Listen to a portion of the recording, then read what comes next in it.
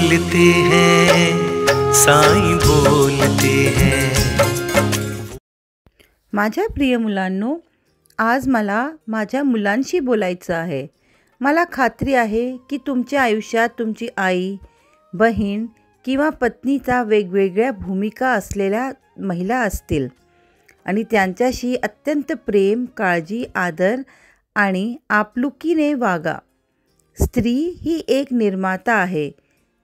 ती तुमच्या घर राहण्यास योग्य घर बनवते। दररोज तिच्याबद्दल कृतज्ञता व्यक्त करा। ती देवी महालक्ष्मी आहे, जिची तुम्ही बाहेरच्या मंदिरात पूजा करता। ही वस्तुस्थिती जाणून घ्या आणि नेहमी लक्षात ठेवा।